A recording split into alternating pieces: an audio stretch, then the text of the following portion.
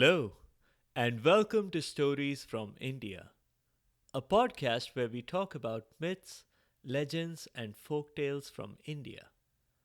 I am your host, Narad Muni, and I'm a mythological character myself. I have the gift of eternal life and knowledge of the past, the present, and the future. By profession, I'm a traveling musician and a storyteller. So, the way I'm doing my job is by podcast. In this episode, we are back into the Mahabharat. As is usual on this show, you need not have heard the previous episodes. But when it comes to an epic the size of the Mahabharat, it may help to have more context. Check the links in the show notes for the earlier Mahabharat episodes we have covered on the show. Here's a quick summary. Bhishma, the crown prince of Hastinapur, decided not to be emperor and decided not to have any children, just so that his father could marry the woman of his dreams, a ferry operator called Satyavati.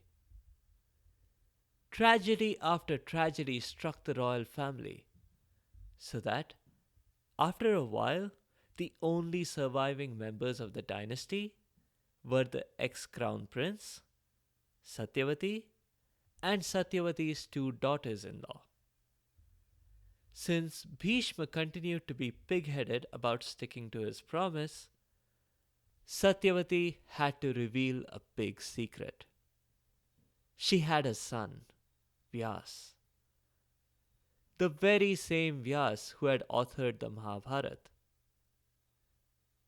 No wonder then that he worked himself in as the deus ex machina at this moment of peril that threatened the future of the family. Vyas worked some magic, which resulted in three boys being born. That's where we'll continue the story today. Hastinapur celebrated the arrival of the three baby boys.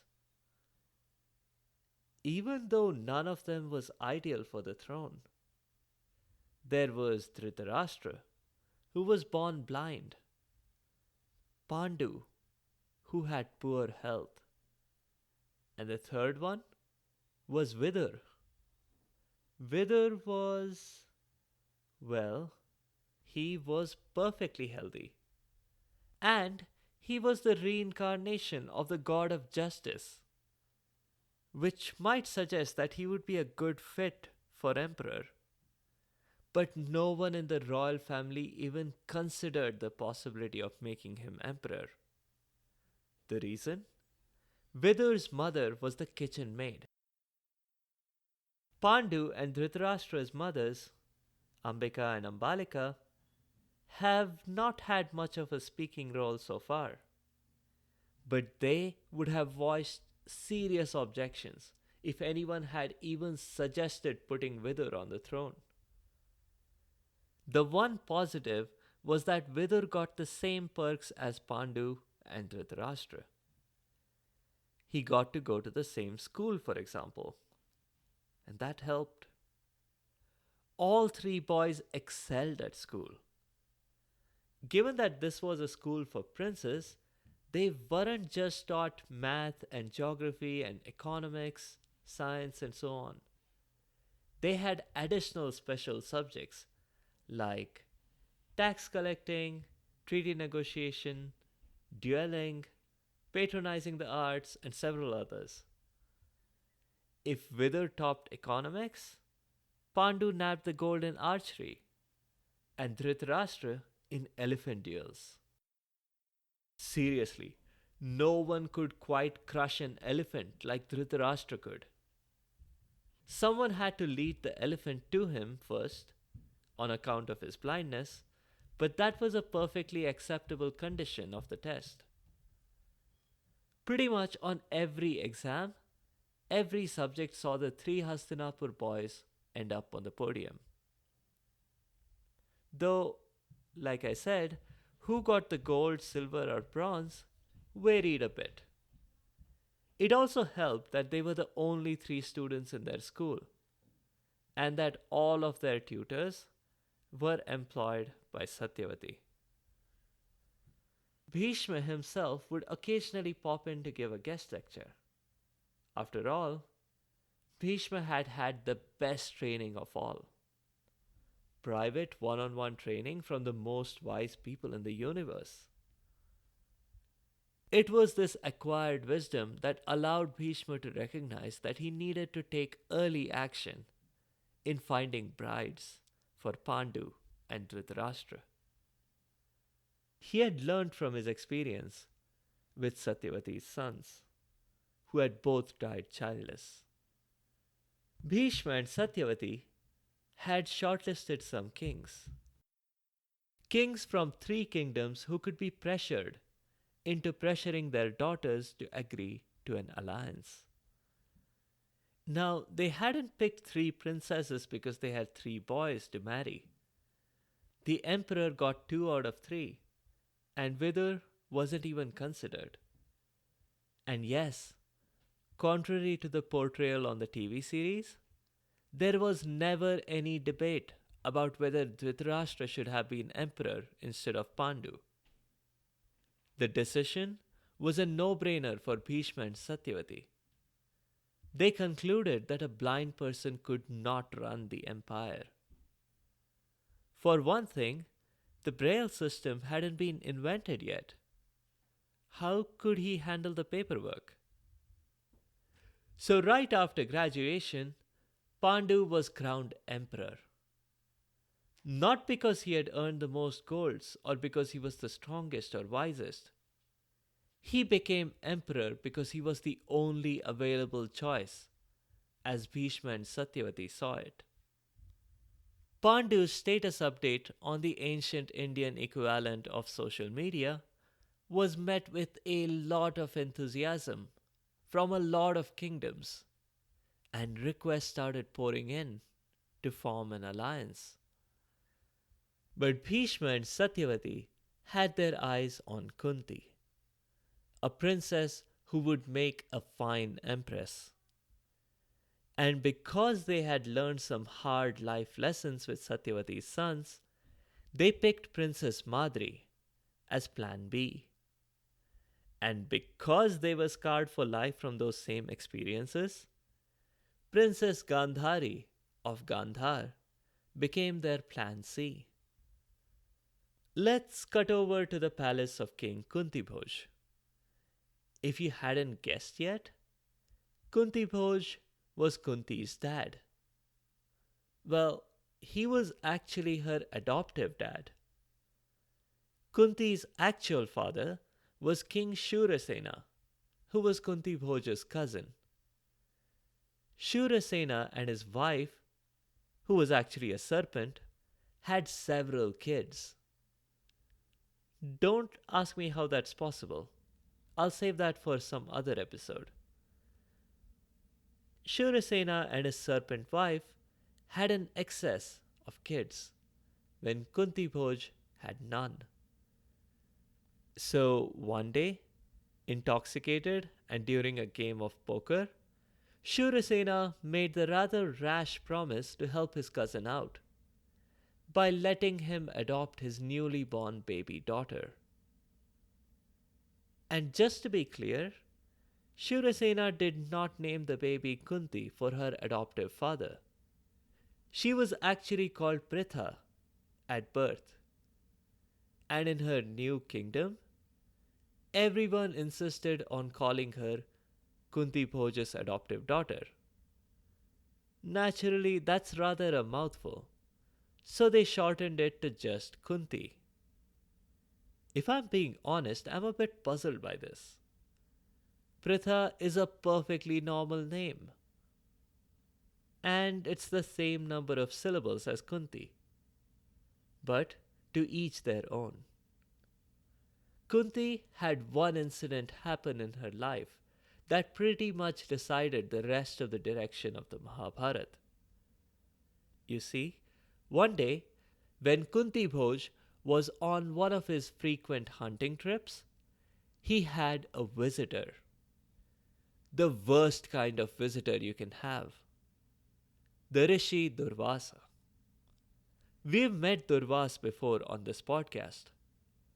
Durvas was an extremely petty person who took immense pleasure in putting others into terrible situations.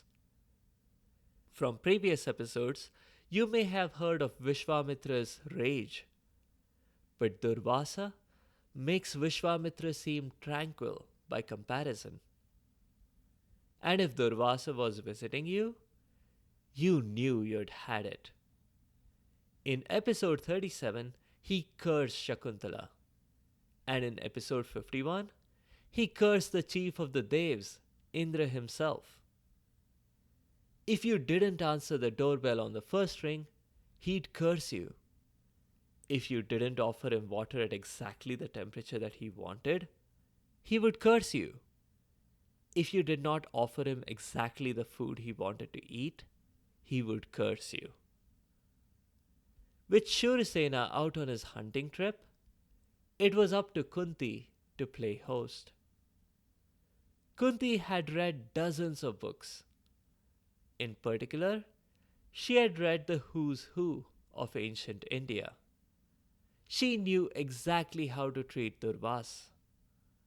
When Durvas stormed in with a carefully cultivated frown on his face, he was surprised to see that the doors were open. He didn't have to stop and ring the doorbell. That was disturbing, he thought to himself.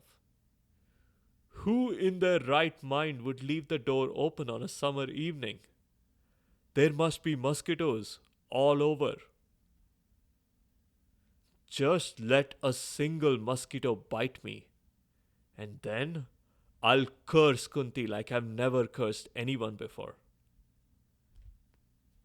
But then he spied the Kachua Chap mosquito repellent coils in the corner. I can't stand the smell from those tortoise coils. Now Kunti's in for it, he thought, readying his curse. But then he had to pause, because he could see the coils but he could not smell them. Instead, something amazing was happening. There was a pleasant fruity smell, like mangoes, his favorite fruit. Where had Kunti bought this air freshener? He must ask her. Maybe after he had cursed her. In the meantime, he felt like eating frozen cranberry custard with kiwi slices and topped with potato chips and ginger and garlic sprinkles. There. That was a weird enough combination. Just then, Kunti signaled to her maid, who brought in a bowl of frozen cranberry custard with kiwi slices and topped with potato chips and ginger and garlic sprinkles. Only one bowl? How am I expected to? Began Durvas, but immediately shut up as he saw a second maid bring in a bucket full of the stuff. He asked to sleep, but his bed was made perfectly just the way he liked it. And what's more, there was a teddy bear in it, just like his favorite childhood toy. Poochie! He exclaimed and grabbed the toy fondly. The next morning, when he woke up, he realized this was the best he had slept in a long time. And this was the best experience he had ever had as a palace visitor. And he had visited a lot of palaces. Kunti had set a new standard, something he could use to benchmark every future host against. Yeah, he was quite confident that no one would even come close to her level. And then he could really let all kinds of high intensity, high impact curses fly. He had been meaning to turn people into worms. He had never had the opportunity to try that before. But now he might be able to do it. The Rishi decided that he must thank Kunti, really, for opening all these doors for him. He told her so over his most excellent breakfast. In between huge bites of his pancake, which was cooked just to his liking, he said, "Look, I know the future. It's a trick that Narad showed me." Narad? That awesome guy who does the podcast? Asked Kunti, surprised. Of course, said Durvas. And he's so modest. He doesn't ever include any shameless plugs on his show. No, really. Believe me, he said that. But moving on with the story. Durvas promised that this superpower he was about to grant Kunti was definitely going to come in handy. You can request a child of any god you like, as many times as you like, he said, beaming proudly, as if he had never before granted this kind of a wish. And? She asked, rather disappointed. Everyone already prays to the gods when they want a child. What's the difference here? And, replied Durvas with a grin, the gods will have to obey you. Ooh, nice, she said, high-fiving the Rishi. Durvas, the grumpy, frowny-faced Rishi, for once had a smile on his face as he high-fived her back. Well, that was that. Durvas soon moved on. He did sing Kunti's praises to the local gossip gang, which was the ancient Indian equivalent of leaving her a testimonial on LinkedIn. Kunti couldn't believe her luck. But then, she had a sudden sick feeling in the pit of her stomach. What if it didn't work? Durvas did not leave her an instruction manual. How was she to know? She must try it right away, while she still had the chance to catch up with Durvas. She opened the windows and looked out. Her east-facing window looked out at the bright morning sun. The sun god, Surya, became her first choice. She had barely formed the words in her mind, requesting a child from Surya, when, in a flash, he appeared right in front of her. You're hot, she said. Why, thank you, replied Surya. I go to the gym every day. I meant temperature hot, said Kunti, indicating all the sweat on her forehead. All right, all right. Guess what I have for you? Asked Surya. A baby? Kunti asked, cautiously. Suddenly a bell rang. Ding, ding, ding, somewhere, and confetti burst from the ceiling. You've got it, said Surya, pulling a little baby basket from behind his back. Congratulations, new mom. Along with the baby, you also get a free life care kit with a diaper bag, and observe this special yellow colored one with my logo on it. And you also get some diapers, a feeding bottle, and a rattle. Ooh, and the baby was born with these earrings and that armor. Don't try to take it off. You will not be able to. No one can, except the baby himself. They're there to protect him, the way nothing else can. But I can't keep the baby. I'm not old enough to care for another human being, replied Kunti. shocked that her test had worked. You asked for it. It's very clear. Here, look. Is this or is this not your request? Asked Surya, showing her a terminal readout. Well, Kunti had no choice. She had to accept the baby. Or did she? She could cast him out and pretend he never existed. And yet, somehow, Kunti could sense that her baby, Karna, was going to play a huge role in their collective lives. She continued to think this as she observed the baby Karna sailing away on the raging river in just a tiny wooden basket. As the basket got near the rapids, Kunti hastily turned away and returned to the palace. No one suspected a thing. She knew her reputation was intact when the postman delivered a ton of RSVPs to her upcoming Swayamvar.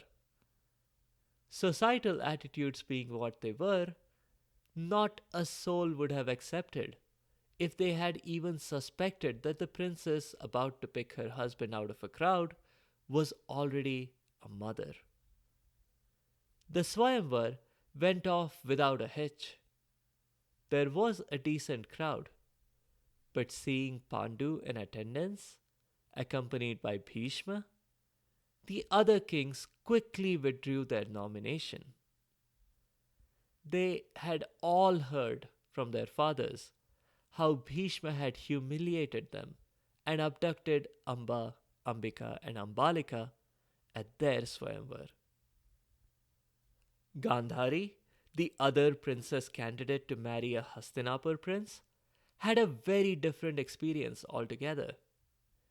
She was from the kingdom of Gandhar, which is modern day Kandahar in Afghanistan.